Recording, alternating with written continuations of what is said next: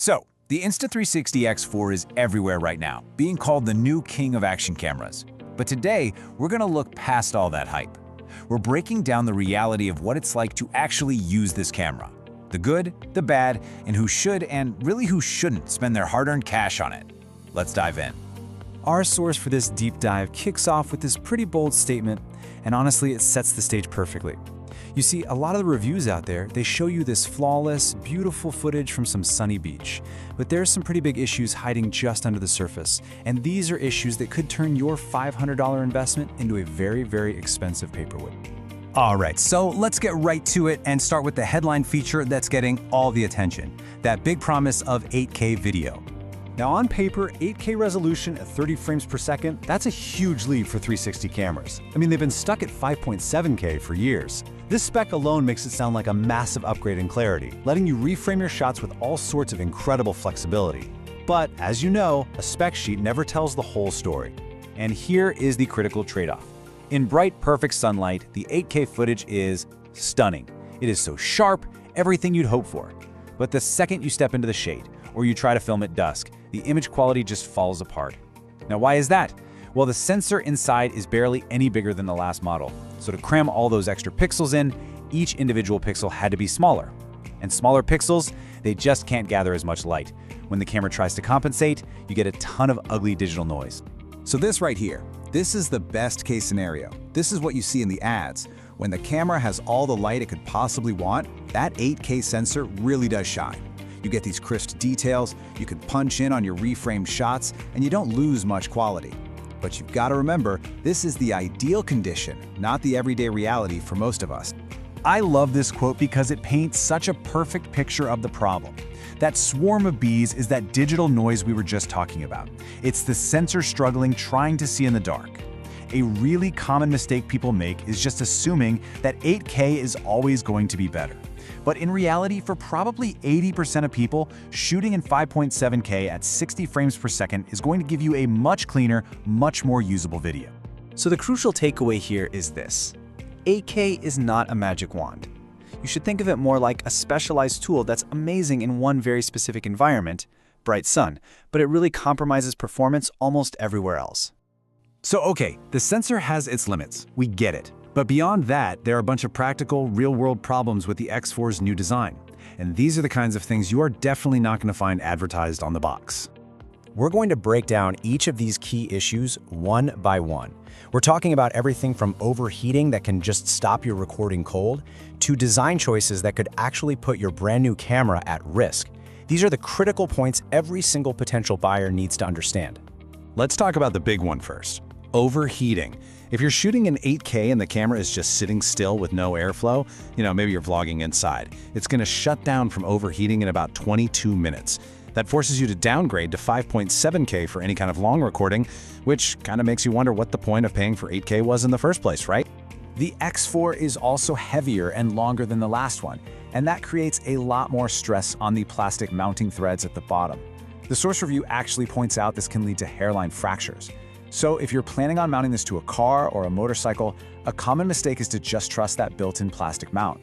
You absolutely need a dedicated metal cage to prevent vibrations that can not only break the camera, but also create this weird, wavy, distorted horizon in your footage. Now, the new removable lens guards, this is a fantastic idea. Seriously, if you drop the old X3, it was often a dead camera. But the standard guards that come in the box, they introduce a new problem: really bad lens glare and internal reflections. The only real way to fix it is to buy the premium glass guards, which is a hidden cost of about $35. So it's a win for durability for sure, but a loss for your wallet. And battery life? Well, the marketing claims you'll get 135 minutes, but real-world testing in 8K with the screen on tells a much different story. You're looking at an average of just 74 minutes. That is a massive difference, and it means you're going to need to carry multiple, expensive spare batteries, which is yet another hidden cost to think about. So to recap this whole section, that promise of a simple, vlog-ready camera gets really complicated by some serious issues with heat, with structural integrity, and the fact that you need a bunch of extra accessories to really get the best performance out of it. Okay, I know, so far this sounds pretty negative, but there is one area where the Insta360 X4 absolutely crushes the competition, and it just might be the single reason to buy it despite all of these flaws. Let's talk about the software.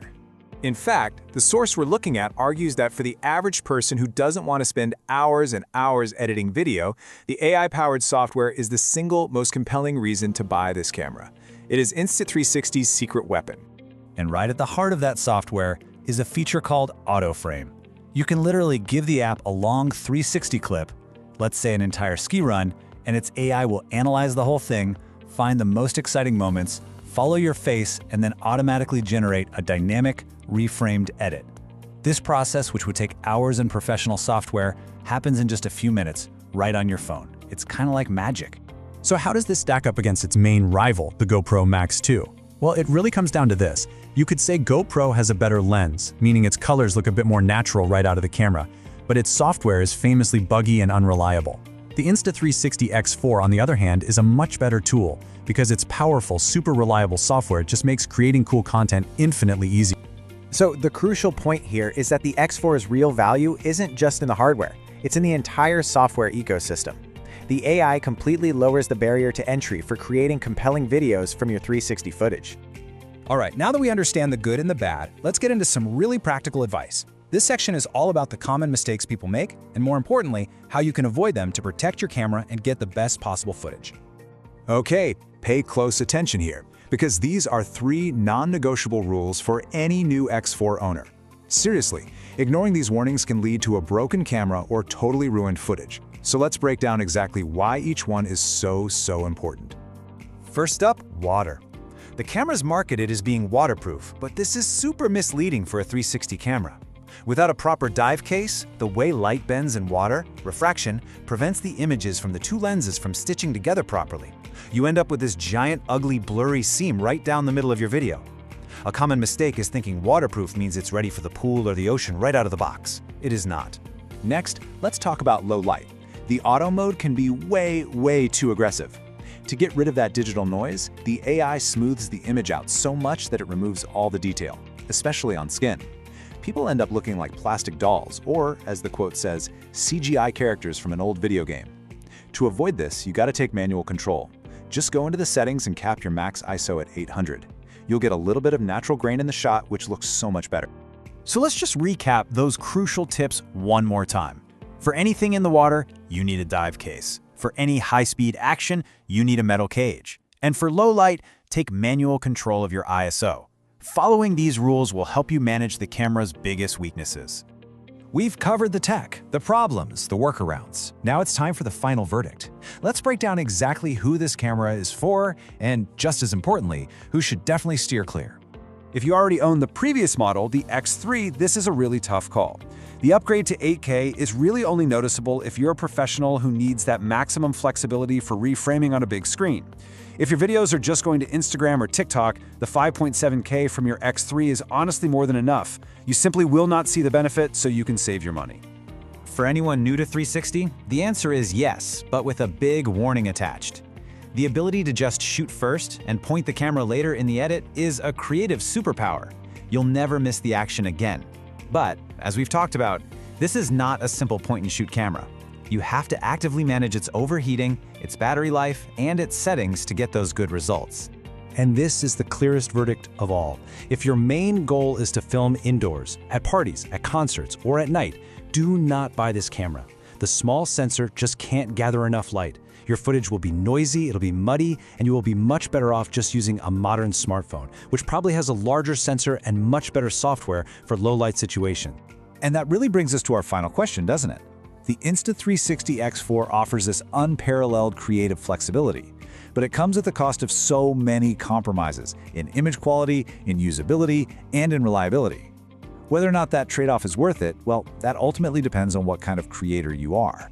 To wrap things up, let's just make sure those key takeaways are crystal clear. First, what's the biggest limitation of that 8K resolution? Right, it only works well in bright sunlight. Second, what's that critical overheating time in 8K? Remember, it's about 22 minutes without any airflow. Third, why is the AI software its secret weapon? Because it saves you countless hours in editing. Fourth, when do you absolutely need a dive case? Anytime you're going underwater to avoid that ugly blurry stitch line. And finally, the big one, who should not buy this camera? Anyone who primarily films indoors or at night.